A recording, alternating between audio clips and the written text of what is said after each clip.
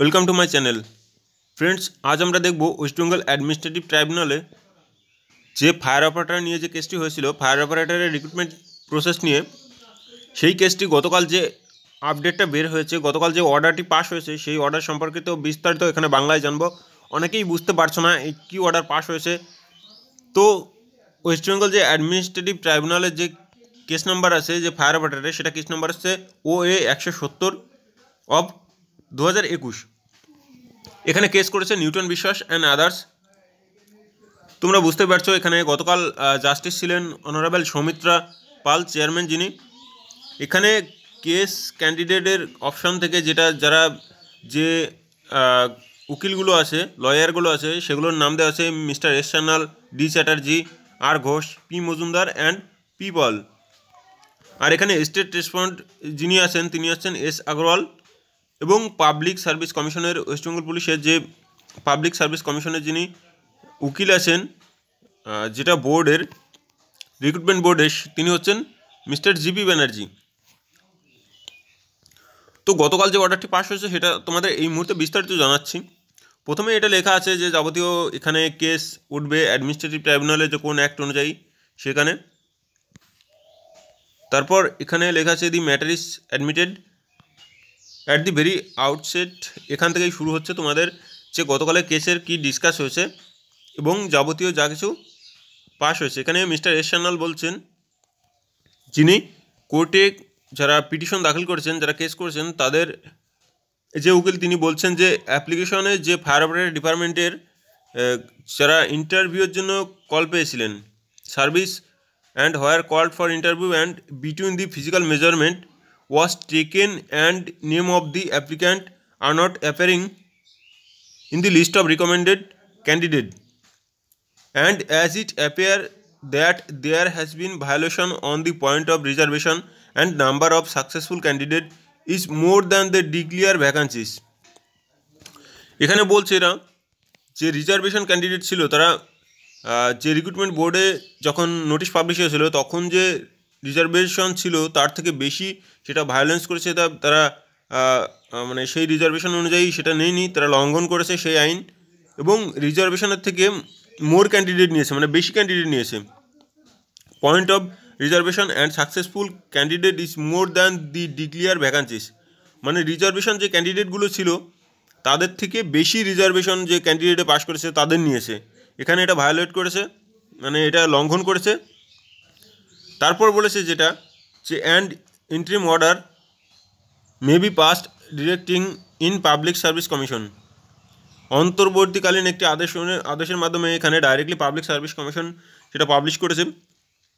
West Bengal the responded number 3 publish the mark of written test mark and interview also the OMR sheet. তিনি দাবি করেছেন সেটা মোদ্দা কথায় তিনি যেটা চেয়েছেন, যে উকিল তিনি যেটা চেয়েছেন সেটা হচ্ছে যে বোর্ড যারা পাস করেছে, যারা রিটেন টেস্ট দিয়েছে, তাদের রিটেন টেস্ট যেটা নাম্বার এবং তারা ইন্টারভিউতে কত পেয়েছে সেই নাম্বারটা, এবং অলসো রিটেন টেস্টে যে নাম্বারটি পেয়েছে সেটা OMR আর সমেত পাবলিশ করতে বলেছে বোর্ডকে।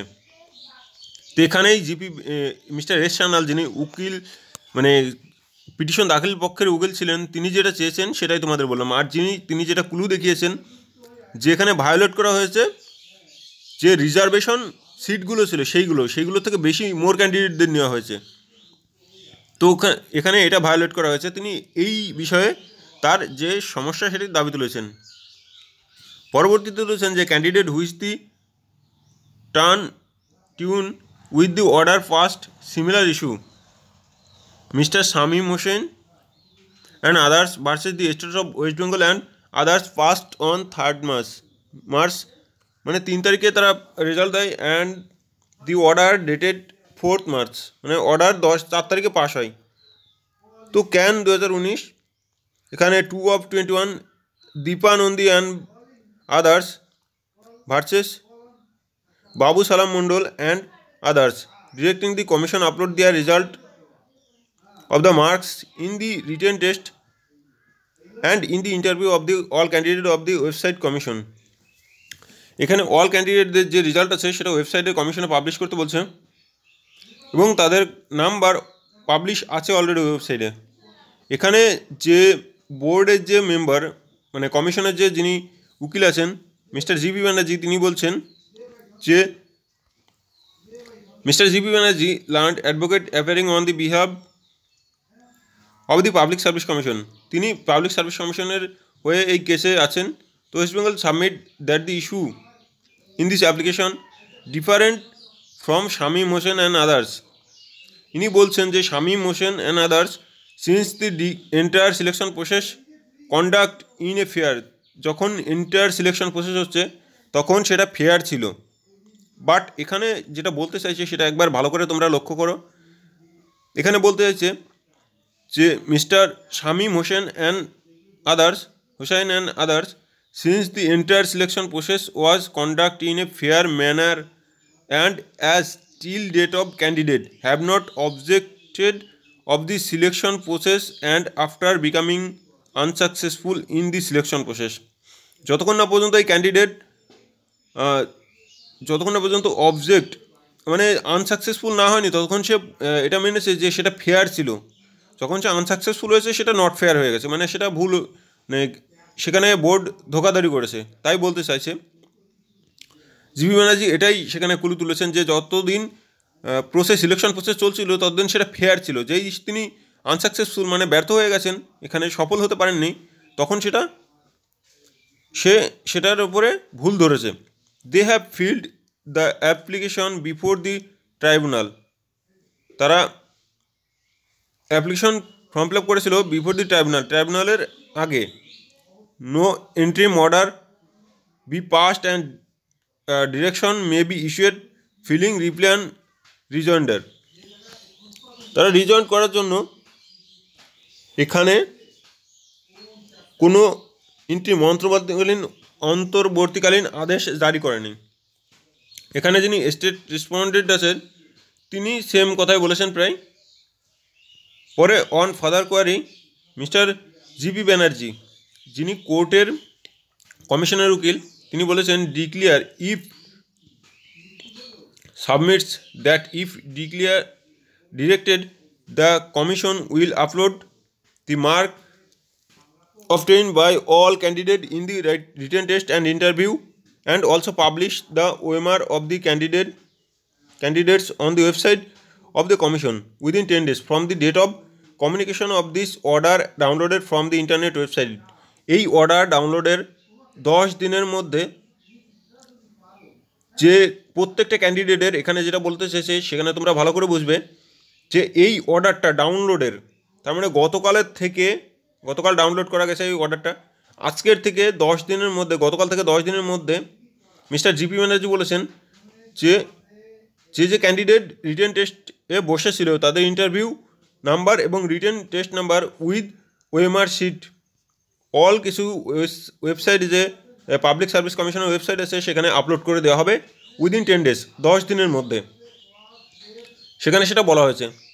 তারপর বলা হয়েছে যে in view of the fair submission made by GP Banerjee, তার মানে জিপি ব্যানার্জির থেকে এটা ঠিকই আছে, তো তিনি ঠিকই বলেছেন। তারপর কমিশন এখানে অর্ডার শিট দিয়েছে, যেটা কোর্ট কালকে অর্ডার দিয়েছে সেটা এখানে আপলোড করা হয়েছে।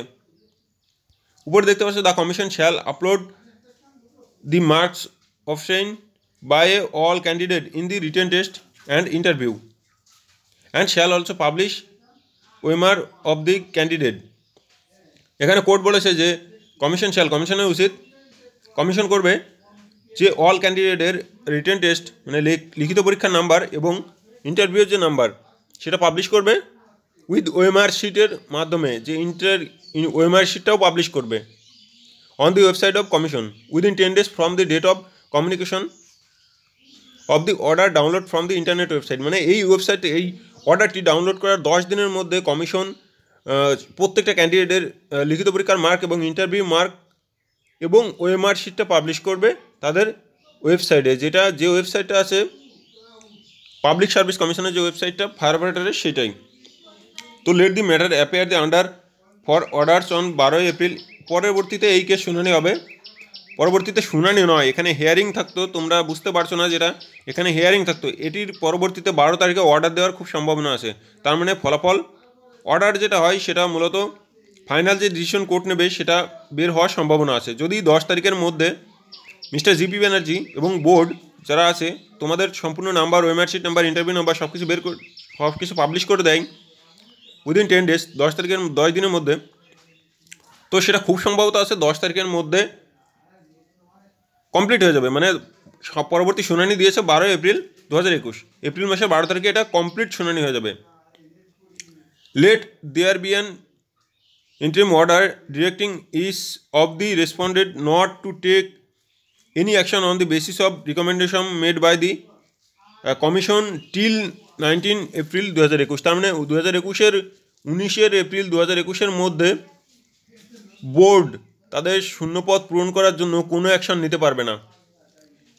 তোমাদের একটা কথা বলে রাখি যে ফায়ার অপারেট আছে সেখানে কোনো স্টে অর্ডার লাগায়নি। কোর্ট এমনিতে জাস্ট বলেছে যে 19 তারিখের মধ্যে গভর্নমেন্ট উইথ যে পাবলিক সার্ভিস কমিশন আছে তারা কোনো স্টেপ নিতে পারবে না এই শূন্যপদ পূরণ করার জন্য। Not to take any action মানে কোনো অ্যাকশন, কোনো পদক্ষেপ তারা নিতে পারবে না on the basis of recommendation made by the commission. কমিশনের রিকমেন্ডেশনে কোনো স্টেপ গভর্নমেন্ট শূন্যপদ পূরণ করার জন্য সেটা নিতে পারবে না। খুব সম্ভবত 12 তারিখে তোমাদের শুনানি ফুলফিল হয়ে যাবে, অর্ডার মানে আদেশ পাস হবে। কি হবে সেটা 12 তারিখে শুনানি যাবে। তো যদি খুব সম্ভবত, যেটা আমি বলতে চাইছি, যদি খুব সম্ভবত তোমাদের যে মার্কটা আছে, যেটা তোমাদের যে মার্ক আছে, মার্ক বলতে যেটা তোমাদের written test and interview letter এবং ওএমআর শিট যদি বোর্ড পাবলিশ করে দেয় 10 তারিখের মধ্যে, তাহলে তোমাদের 12 তারিখের 10 দিনের মধ্যে যদি পাবলিশ করে দেয় তাহলে তোমাদের 12 দিনের মধ্যে 12 তারিখে 12 এপ্রিল তোমাদের কেসটা সলভ হয়ে যাবে। তো আরেকটা কথা, তোমাদের স্টে লাগিয়েছে, স্টে মাত্র 19 এপ্রিল পর্যন্ত লাগিয়েছে। তার পরবর্তীতে যদি 12 তারিখে তোমাদের সেটা হয়ে যায় তাহলে কোর্ট অর্ডার দিতে পারে যে 12 তারিখ থেকেই, সেখানে যদি 12 তারিখে অর্ডার দেয়, কোর্ট অর্ডার দিতে পারে 12 তারিখ থেকেই তোমাদের জয়েন শুরু করাবে। তো তোমরা অবশ্যই ভালো করে বুঝতে পেরেছো। যতদূর সম্ভব আমি চেষ্টা করেছি তোমাদের বোঝানোর সমস্ত কিছুই, কী কারণে কেস হয়েছে এবং কী বেসিস নিয়ে মিস্টার রেস সান্যাল যে ক্যান্ডিডেটগুলো আছে তারা কেস করেছে। তো তোমরা যে বিষয়গুলো বুঝতে পারোনি সেগুলো নিচে কমেন্ট বক্সে কমেন্ট করো। অবশ্যই তোমাদের পরবর্তীতে আবারও যদি বোঝানোর চেষ্টা থাকে, দরকার থাকে, সেটা বুঝিয়ে দেবো। আর পরবর্তীতে কেসের আপডেট পেতে অবশ্যই চ্যানেলটি সাবস্ক্রাইব করে রাখবে। আর ভিডিওটি ভালো লাগলে অবশ্যই একটি লাইক করবে। লাইক করলে কী হয় যে তোমাদের এই ইনফরমেশানগুলো দেওয়ার যে ইচ্ছাটুকু সেটা অনেকটাই বেড়ে যায়, তোমরা সবাই জানো সেটা। তো ফ্রেন্ডস, সুস্থ থাকবে, ভালো থাকবে আর বিনা টেনশনে থাকবে। 12 তারিখে খুব সম্ভবত যদি তোমাদের যে নাম্বারগুলো আছে এবং ওএমআর শিট আছে সেগুলো পাবলিশ করে board, commission, public service commission, তাহলে অবশ্যই তোমাদের 12 তারিখে একটা ভালো সুখবর আসবে। আর যদি এর মধ্যে পাবলিশ না করে তাহলে তোমরা ভাববে যে সেই কেসটা 12 তারিখের মধ্যে 100%ও 12 তারিখে সলভ হবে না। এটুকু তোমরা ধরে রাখো। ফ্রেন্ডস, সুস্থ থাকবে, ভালো থাকবে, জয় হিন্দ। আর একবার বলছি, ভিডিওটি ভালো লাগলে একবার লাইক করে দিও। আর প্রত্যেক দিনের আপডেট পেতে, যে কেসের আপডেট সেটা পেতে অবশ্যই চ্যানেলটি সাবস্ক্রাইব করে রেখো। ধন্যবাদ, জয় হিন্দ।